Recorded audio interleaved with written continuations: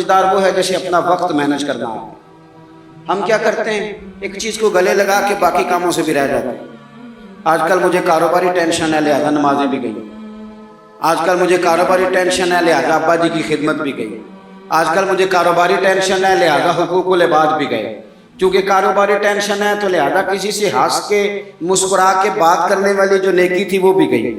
ایک ٹینشن آئی ہے نا تو آپ نے سارا کچھ اسی کھاتے لگا دیا ہے، وہ تو آتی رہے گی۔ نبی پاک صلی اللہ علیہ وسلم نے 23 سالوں میں انقلاب برپا کیا۔ آپ دیکھ لیں کون سا ایسا موقع ہے جہاں سکون سے کسی نے بیٹھنے دیا؟ کبھی کافر بدر میں آ گئے، کبھی احد میں آ گئے، کہیں خندق میں آ گئے، کہیں خیبر میں آ گئے۔ وہ معاملہ اپنی جگہ پہ تھا تو یہاں مدینے میں یہودیوں کی سازشیں شروع ہو گئیں۔ وہ اپنے مقام پر ایک معاملہ تھا تو منافقین اندر تھے، وہ الگ سے عبداللہ بن ابی سلول کا گروپ الگ سے سازشیں کرتا تھا۔ پر ان ساری پریشانیوں کے باوجود اور جو نجی اور ذاتی دکھ تھے وہ بھی اپنی جگہ پہ قائم۔ کبھی حضرت خدیجہ وصال کر گئی، کبھی حضور کی بڑی شہزادی کا وصال ہو گیا، حضور بدر کی فتح کر کے آ رہے تھے تو حضرت عثمان غنی نبی پاک کی شہزادی کو دفن کر کے آ رہے تھے، تدفین ہو رہی تھی۔ یہ سارے نظام دکھ بھی ساتھ رہے، پر ان سارے کاموں کے باوجود رسول پاک تہجد بھی وقت پہ پڑھتے رہے، صحابہ کو قرآن بھی وقت پہ سکھاتے رہے، رسول پاک صلی اللہ تعالیٰ علیہ وآلہ وسلم لوگوں سے مسکرا کے بھی وقت پہ ملتے رہے، حسنین کو کندھوں پہ بٹھا کے وہ والا معاملہ بھی وقت پہ کرتے رہے۔ سارے کام ساتھ ساتھ ہوتے ہیں۔ ہم نے ایک دو چیز کو بابو جی یہ نہیں صحیح ہو رہا لہذا سارا کچھ ہی خراب، آپ ہمارا وقت ضائع ہو رہا بھائی، اور تیزی سے ضائع ہو رہا۔ ہم بڑے قیمتی ہیں، اپنے آپ کو قیمتی سمجھیں۔ آپ دیکھیں نا ہمارے صوفیاء کہتے ہیں کہ وہ بار کچھ پہچاننا، اللہ کی معرفت حاصل کرنا، آگے بڑھنا یہ تو دور کی باتیں، سب سے پہلا کام یہ ہے کہ من عرف نفسہ، اپنے آپ کو تو پہچاننا۔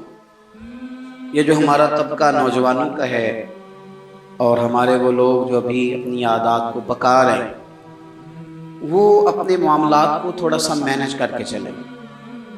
اگر آپ سارا دن فارغ رہیں گے تو کچھ نفس کی لذات بڑھ جائے گی، چیزوں کو مینج نہیں کریں گے تو جو لوگ گھر میں سارا دن لیٹے رہتے ہیں ان کی فرمائشیں بھی بڑھ جاتی ہیں۔ کبھی ان کا صبح کے ناشتے میں پائے کھانے کو دل کر آتا ہے، دوپہر میں کچھ فارغ ہیں تو وہ کہتے ہیں پکوڑے نکل آئیں تو تب بھی ذرا اچھا ہی رہے گا۔ پھر وہ تھوڑی دیر کے بعد یہ بھی فرمائش کرتے ہیں کہ شام کا وقت ہے تو چلو میٹھے میں بھی دو ایک ڈشیں بن جائیں تو اچھا ہوتا تھا۔ تو یہ مصروفیت پھر انہیں نا اگلے کچھ مہینوں میں ڈاکٹر کے پاس لے جاتی ہے، یہ والی مصروفیات۔ چونکہ آپ نے چیزوں کو مینج نہیں کیا، وقت کا تعین نہیں کیا۔ جو لوگ پابندی سے فجر کی نماز پڑھنے کے عادی ہوں، پابندی سے، وہ ذہن بنا لیں کہ آپ 2-3 دن اگر آپ نے پابندی سے الارم لگایا نا کہ مجھے 3:45 اٹھنا ہے، تو میرا خیال ہے کہ 3 یا 4 دن الارم بجے گا، 5ویں دن آپ خود بخود جاگ گئے۔ اور فجر کے بعد جب آپ واک کر کے لوٹیں اور پھر آپ کا خیال ہو کہ میں نے کچھ تلاوت بھی کر لی، آپ کا تعین ہو وقت کا، اور یہ رواج آپ کی وجہ سے بچوں میں منتقل ہوگا، آپ کی وجہ سے۔ ہمارے استاد فرمایا کرتے تھے میرا پاس چلے تو میں طالب علموں کو ہفتے میں ایک چھٹی نہ دوں۔ ہم لوگ ذرا تھوڑے سے پریشان ہوتے ہیں کہ بھائی استاد جی مطلب کہتے ہیں کہ ہفتے بعد بھی چھٹی نہ ہو، حالانکہ چھٹی تو ہونی چاہیے۔ وہ کیا فرماتے تھے؟ وہ کہتے تھے جس دن چھٹی ہوتی ہے شیڈول خراب ہو جاتا ہے، بچوں کا اگلے دن بھی مدرسے آنے کو دل نہیں کرتا۔ اور یہ بات ہم نے بعد میں دیکھی، اس کا تجربہ کیا کہ روٹین میں جو نظام چل رہا ہوتا ہے اس میں جب ایک دن کی بھی آپ بریک لگاتے ہیں تو اس سے اگلے دن کا ماحول خراب ہوتا ہے۔ دیکھیں کچھ لوگوں کے پاس دولت ہوتی ہے، کچھ کے پاس نہیں ہوتی، کچھ کے پاس اللہ تبارک و تعالیٰ کی دی ہوئی وسعت ہوتی ہے، کچھ کے پاس نہیں ہوتی۔ وقت ایک ایسی نعمت ہے جو اللہ نے سب کو عطا کی ہے، اگر اس کو ہمیں مینج کرنا آ جائے، طے کرنا آ جائے۔ ہم نے ایسے لوگوں کو دیکھا جنہوں نے بڑے بڑے کارنامے سر انجام دیے۔ حضرت عمر بن عبدالعزیز رحمۃ اللہ علیہ کی عمر 39 سال ہوئی ہے، پوری 40 سال نہیں۔ ہمارے ہاں 39 سال کا ابھی نوجوان ہوتا ہے، ہاں وہ بابا کہیں تو ناراض ہو جاتا ہے۔ 39 سال عمر، 39 سال عمر مبارک تھی جس میں انہوں نے روز 5 سپارے قرآن پاک بھی پڑھ لیا، کئی لاکھ بار درود شریف بھی پڑھ لیا۔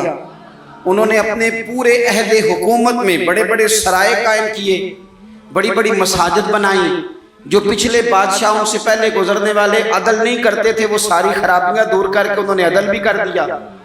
ان 39 سالوں میں یہ وہ حسین شخص ہے پھر اس نے اتنا کام کیا کہ اسے رسول پاک کی بارگاہ سے سلام بھی آیا. اتنے بڑے کام کر کے وہ 39 سالوں میں اللہ کے حضور بھی حاضر ہو گئے اور صدیاں بیت گئیں. خطیب ممبروں پہ بیٹھ کے ان کی تعریفیں کرتے ہیں، ان کی مثالیں دی جاتی ہیں، ان کے تذکرے کیے جاتے ہیں، ان کے احوال بیان کیے جاتے ہیں. وجہ کیا تھی؟ وقت نہیں ضائع کیا، ٹائم نہیں ضائع کیا. آپ یقین کریں اتنا وقت ہے ہمارے پاس، اتنا وقت ہے فلانی چیز کا بھی ہمیں پتہ ہے، فلانی چیز کا. حضرت بابا فرید الدین گنج شکر رحمۃ اللہ تعالی علیہ آپ دلی میں رہتے تھے اپنے مرشد شیخ قطب الدین بختیار کاکی کی بارگاہ میں. تو ایک بندہ دور سے کہیں آیا تو اس نے بابا صاحب سے کہا فلانے محلے جانا ہے. فرمانے لگے مجھے نہیں پتا اس کا. وہ کہنے لگا آپ دلی میں نئے آئے ہیں؟ فرمایا نہیں سالوں بیت گئے.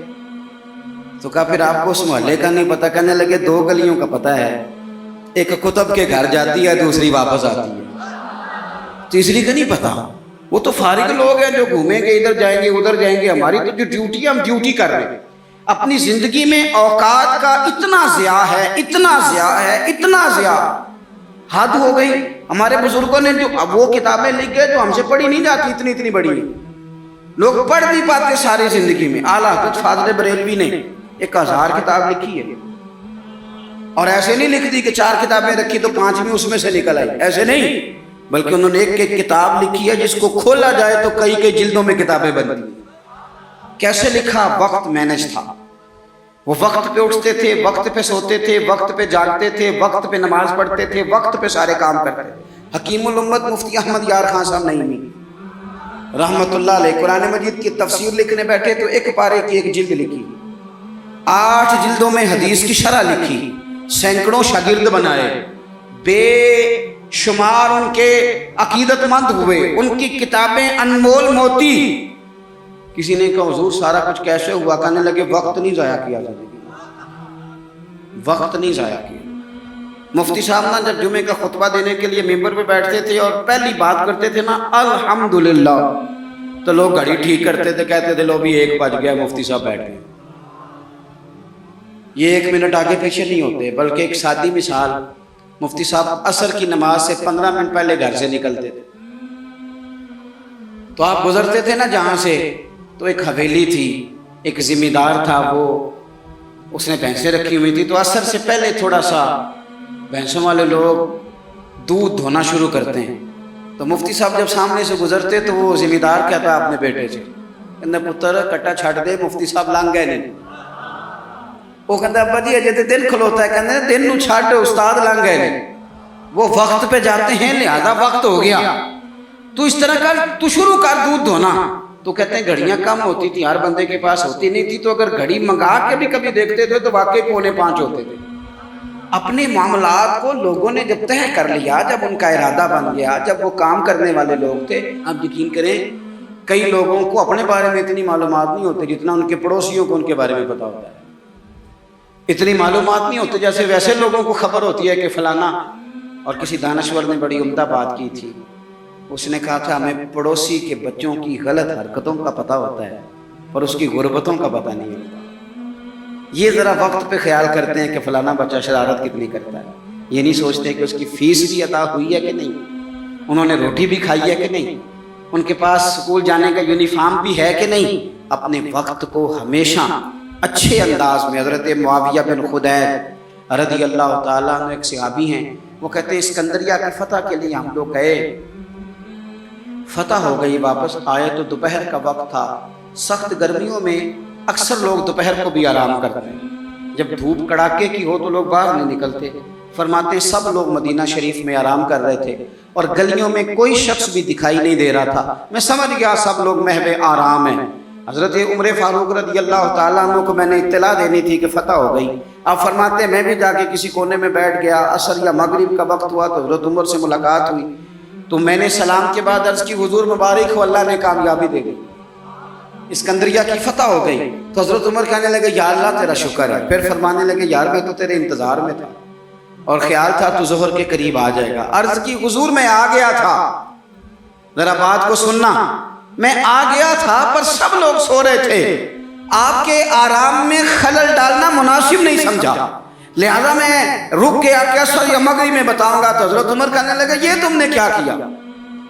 سویا کرتا تھا میں، پر خلیفہ بننے سے پہلے سویا کرتا تھا، اب اتنا وقت کہاں ہے، اب تو ذمہ داری ہے، ذمہ داری سب سیاں رل پانی نو چلیاں، کوئی مڑ سی پار کے، تو جنہاں نے پار کے سر تے چاہیا وہ قدم رکھن ڈر ڈر کے، اب تو احساس ہونے نہیں دیتا، ذمہ داری ہے نا، جنہاں نے پار کے سر تے چاہیا ہے وہ قدم رکھن پر ڈر ڈر کے، احساس کہاں سونے دیتا ہے۔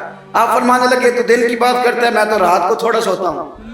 حضور کیوں؟ فرمانے لگے دن مخلوق کی خدمت میں رہتا ہوں اور رات اپنے رب کی عبادت میں رہتا ہوں۔ وقت کہاں ہے بھائی اتنا؟ مجھے بھی میرے کچھ دوست کہتے ہیں آج کل بور بڑے ہوتے ہیں، تو میں اکثر کہتا ہوں ہوتے ہوں گے بور، پر ہمارے پاس تو بور ہونے کا وقت ہی نہیں بچا، کبھی ٹائم ملے تو شاید بور ہوں، پر اتنا وقت کہاں سے لائیں بھائی؟ بور بھی ہونا ہے، تھوڑا وقت نکلے تو ہونا، ٹائم ہی کوئی نہیں، چاروں ناچار بھی لگے رہتے ہیں، اپنی ڈیوٹی کرتے رہتے ہیں۔ بور تب ہوں گے جب فارغ بیٹھے، زندگی کو فارغ نہ بتائیں اپنے وقت۔ وہ جی میں ذرا فارغ تھا تو یہاں آ کے بیٹھ گیا، میں ذرا فارغ تھا تو موبائل پہ لگ گیا، میں ذرا فارغ تھا تو فلانی بحث میں لگ گیا، میں ذرا فارغ تھا تو میں چائے پینے چلا گیا، میں ذرا فارغ ہوں تو آؤ 2 گھنٹے طے کر کے نا، 2 گھنٹے جانے 2 گھنٹے آنے، کرنا کیا ہے؟ روٹی کھانے جانا۔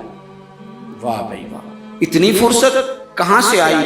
حضرت عبداللہ ابن عمر حدیث کے راوی ہیں، میرے نبی پاک علیہ السلام ارشاد فرماتے ہیں جب سورج طلوع ہوتا ہے، ہر روز جب سورج طلوع ہوتا ہے تو دن اعلان کرتا ہے، اس دن منادی ہوتی ہے، وہ دن اعلان کرتا ہے اور کہتا ہے لوگو آج اگر کوئی کام کرنا ہے تو کر لو، میں آج آیا ہوں، آج کے بعد دوبارہ نہیں آؤں گا۔ آج جو دن ہے نا، آج کے بعد دوبارہ یہ نہیں آئے گا میرے عزیز۔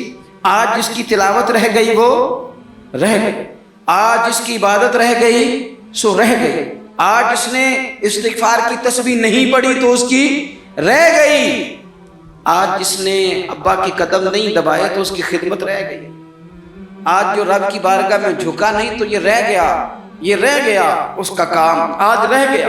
حضرت حسن بصری رحمت اللہ علیہ سے کسی نے کہا حضور یہ کام چھوڑ دیں، کل کر لیں گے۔ آپ فرمانے لگے یہ کام کل پہ ڈال دوں گا تو کل والے کام کب کروں گا؟ جو کل میری ڈیوٹیاں ہیں وہ بھی تو میں نے کرنی ہے نا، تو آج کا کام کل پہ ڈالتا جاؤں گا تو کل والے کام کب کروں گا؟ ہم نے وقت ضائع کیا، ہمارے ہاتھ سے لمحات ریت کی طرح نکل گئے۔ بہت ساری ہماری ناکامیوں کی وجہ یہ بنی کہ ہم نے ٹائم ضائع کیا۔ ہم بہت سارا پڑھ سکتے تھے، بہت سارا لکھ سکتے تھے، بہت ساری خدمتیں کر سکتے تھے، خاندان کو بڑا کچھ دے سکتے تھے۔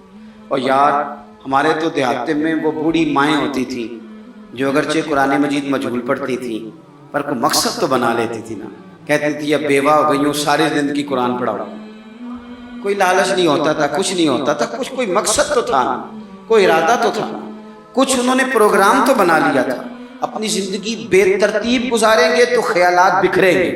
آج نا ہر تیسرا بندہ کہتا ہے کہ جناب وسوسے بڑے آتے ہیں، ہر چوتھا بندہ کہتا ہے دل میں بڑے بڑے خیالات آتے ہیں۔ میں اس نتیجے پہ پہنچا ہوں، میڈیا دیکھ دیکھ کے، رنگ رنگ کی کہانیاں سن کے، رنگ رنگ کی سٹوریاں سن کے، کوئی کیا کہہ رہا ہے، کوئی کیا کہہ رہا ہے، گمسان کا رن پڑا ہوا، اللہ جانے کون سچا کون جھوٹا کیا بن رہا۔ یہ چیزیں ذہن میں اتنی پختہ ہو جاتی ہیں کہ وسوسے ہی وسوسے، خیالات ہی خیالات، تصورات ہی تصورات۔ وہ لوگ جو اپنے مسلح کے ساتھ جڑے ہوئے تھے، جو اپنی تلاوت وقت پہ کرتے تھے، جو وظائف وقت پہ پڑھتے تھے، جو درود تاج اتنا سونا پڑھتے تھے، اتنا سونا پڑھتے تھے کہ پاکستان میں بیٹھ کے پڑھ رہے ہوتے تھے تو لگتا تھا گنبد خضرا سامنے موجود ہے۔ اتنے ذوق سے حضور کی بارگاہ میں اپنے آپ کو پیش کرتے تھے تو وہ لوگ سکون میں رہتے تھے، انہیں خوابیں اچھی آتی تھی، ان کی فکریں مضبوط رہتی تھی، ان کے ذہنوں میں کوئی تناؤ نہیں تھا۔ اب تو بہت سارے لوگ ایسے ہیں کہ اللہ تعالیٰ معاف کرے آنے والے وقت میں سب سے زیادہ دوائی گردن کی درد کی کھایا کرے، کیونکہ 3 گھنٹے تو موبائل پہ جھکے رہتے ہیں، تو کیسے نظام آگے بڑھے گا؟ عزیز بھائی، وقت کی میان سے جو ایک دفعہ تیر نکل گیا دوبارہ پلٹ کے اس میں داخل نہیں ہوگا۔ اپنے وقت کو بچا لیں، اپنے لمحات کو ضائع ہونے سے بچا لیں. یہ بڑے قیمتی ہیرے ہیں. یہ آپ کو اللہ نے وسعت دی ہے، آسانی دی ہے، فراغت دی ہے. تو نبی پاک صلی اللہ علیہ وسلم نے فرمایا یہ رب کی نعمت ہے. ہم نا اپنے بزرگوں کو کبھی دیکھتے ہیں نا جی. حضرت شیخ ابراہیم کہتے ہیں قاضی ابو یوسف رحمۃ اللہ علیہ شدید بیمار تھے، امام مالک رحمۃ اللہ علیہ کے شاگرد ہیں. تو یہ آئمہ کا تھوڑا بہت اختلاف بھی ہوتا ہے بعض اوقات فقہی مسائل میں. آپ کو پتہ ہے امام اعظم ابو حنیفہ کے شاگرد ہیں اگرچہ قاضی ابو یوسف، لیکن ادب کے ساتھ بعض مسائل کے اندر انہوں نے اپنی رائے مختلف بھی پیش کی. تو کہتے ہیں وہ شدید بیمار تھے، اتنے بیمار تھے کہ غشی کا عالم طاری تھا. تو میں ان کی تیمارداری کرنے چلا گیا. ہم جب بیمار پڑے ہوتے ہیں کچھ ہے یاد رہتی ہے کیونکہ مشن ہی کوئی نہیں. بیمار ہے بچے بھی سائڈ پہ لے جاؤ جو میری طبیعت نہیں ٹھیک، کچھ نہیں کرنا کیونکہ پہلے بھی کچھ نہیں کرتے تھے. تو اب تو ویسے بیمار ہیں، اب ہم نے کیا کرنا، کچھ کرتے ہی نہیں. قاضی ابو یوسف رحمۃ اللہ علیہ شدید بیمار تھے. شیخ ابراہیم فرماتے میں تیمارداری کرنے کے لیے حاضر ہوا. ان کو غشی طاری تھی، اچانک ان کی آنکھ کھلی، شدید بیمار ہیں، اٹھ کے بیٹھا نہیں جا رہا، لیکن مقصد ہے نا زندگی میں کوئی. تو فرمانے لگے اچھا ہوا یار ایک عالم میرے پاس آ گیا، ایک مسئلے پہ تحقیق کر رہا ہوں، سمجھ نہیں آ رہی، ذرا مجھے بتاؤ تو صحیح. اس حال میں بھی آپ مسئلوں پہ تحقیق کر رہے ہیں، اس حال میں بھی کتاب و سنت کی بات، اس حال میں بھی اصول فقہ کی بات کا حضور فرمائیے. تو آپ فرمانے لگے یہ بتاؤ کہ یہ جو حج کے موقع پر رمی کی جاتی ہے، جمرات کی کنکر مارے جاتے ہیں، تو یہ پیدل مارنا افضل ہے یا سواری پہ؟ تو کہتے ہیں مجھ سے انہوں نے پوچھا تو میں نے کہا حضور میرے خیال میں پیدل ٹھیک ہے. فرمانے لگے نہیں یہ ٹھیک نہیں. تو میں نے کہا پھر سواری پہ ٹھیک ہے. کہنے لگے نہیں آپ نے پھر جلدی کر دی. یعنی وہاں بھی وقت کا ضیاع نہیں، وہاں بھی ضیاع نہیں. یہ سید ابو البرکات شاہ صاحب رحمۃ اللہ علیہ حزب الانام شریف والے مفتی اعظم پاکستان، سراج اہل تقویٰ کہا جاتا تھا. اللہ تعالیٰ آپ کو کبھی موقع دے تو سید صاحب کے مزار پہ حاضری دیا کرے. یہ بڑے کام کا، ایک بھائی وہاں لیٹے حزب الانام میں اور ایک بھائی داتا صاحب کے ساتھ لیٹے ہوئے سید ابو الاسناد شاہ. یہ داتا صاحب سے تھوڑا سا آگے بڑھیں تو حزب الانام ہے، اس میں مزار ہے سید ابو البرکات شاہ صاحب کا. یہ اعلیٰ حضرت فاضل بریلوی کے خلیفہ ہیں اور پاکستان کے سب سے بڑے مفتی تھے، اور ساری زندگی پڑھا اور پڑھایا اور ساری زندگی حضور کی شانیں بیان کی. سید صاحب کا جب آخری وقت آیا نا، بیمار تھے، اس وقت بھی ان کو سید صاحب کہا جاتا تھا. اہل سنت میں جب آپ کسی کو سید صاحب کے لقب سے پکاریں گے تو مراد سید ابو البرکات شاہ صاحب.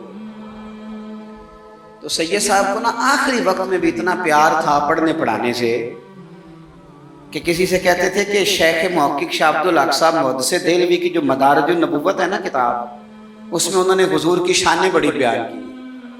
تو تھوڑی ظاہری بصارت کمزور ہو گئی یا جسم کمزور ہو گیا تو فرماتے تھے میں پڑھ نہیں پاتا، مجھے سناؤ.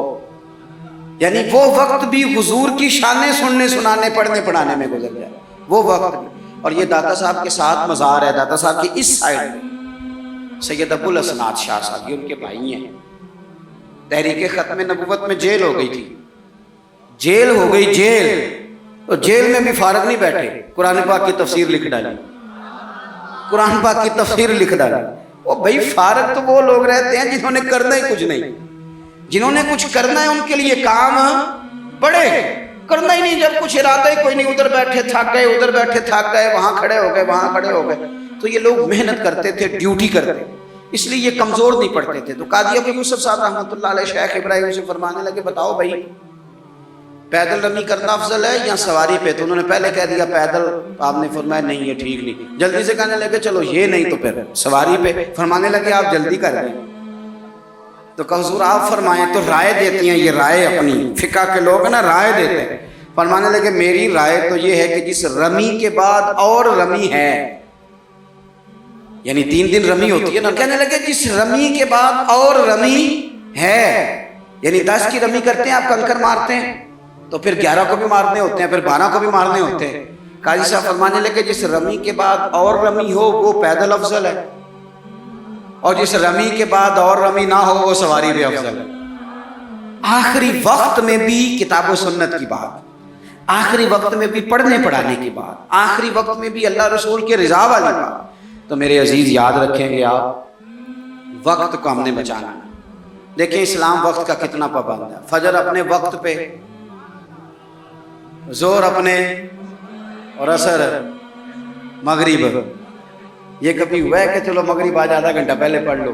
کتاب موقوتا، پورے وقت پہ، عشاء اپنے وقت پہ، حج اپنے، وہ بھائی 9 ذی الحج کو ہی ہوگا، نہ 8 کو ہوگا نہ 10 کو ہوگا، اس نے اپنے وقت پہ ہونا ہے۔ رمضان کے روزے اپنے، سحری وقت پہ، افطاری وقت پہ۔ مسلمان جب تیری ہر شے وقت پہ ہے تو وقت کا خیال رکھتا کیوں نہیں؟ وقت کا خیال رکھے، اور ایک بات یاد رکھیں، وقت کو اپنے قبضے میں کر لیں، ورنہ یہ مانتا کوئی نہیں کسی کی۔ امام شافعی کہتے تھے یہ تلوار ہے، اگر وقت کی تلوار تم نے اپنے ہاتھ میں رکھ لی تو تم بڑی مشکلوں کو کاٹ دو گے، اور اگر یہ تلوار تم نے اپنے ہاتھ میں نہ رکھی تو یہ تلوار تمہیں کاٹ دے گی۔ یعنی وقت کسی کا انتظار نہیں کرتا۔ صبح ہوئی تھی تو جس نے صبح سے کچھ کیا ہے، ورنہ دن تو بیت ہی گیا، ورنہ تو پھر بھائی سپہر تو ہو ہی گئی، تو کیوں نہ کچھ کر لیں، کچھ پروگرام بنا لیں۔ یہ ہمارے بزرگ ہمیں مشورے دیتے ہیں، ذرا سننا بات ختم کرنے لگا ہوں۔ بزرگ مشورہ دیتے ہیں، کہتے ہیں اٹھ فریدہ ستیا، مان لینا مشورہ بابا صاحب کا۔ یہ ستیا سے مراد کیا ہے؟ یہ جو تو غافل ہو گیا ہے نا، کہتے ہیں تو اقترب للناس حسابهم وهم فی غفلۃ معرضون، وقت حساب قریب آ گیا، ابھی بھی لوگ غافل ہیں۔ فرمانے لگا یہ تو غافل جو ہو گیا نا، یہ ستیا سے مراد یہ ہے کہ غفلت سے اٹھ نا فریدہ ستیا۔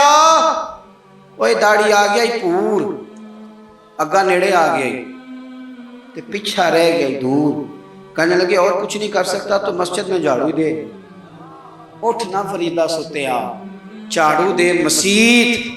اوے تو ستا ہے تے رب جاگدا، تیری ڈاڈے نال پرید۔ پھر فرمانے لگے اٹھ نا فریدہ ستیا،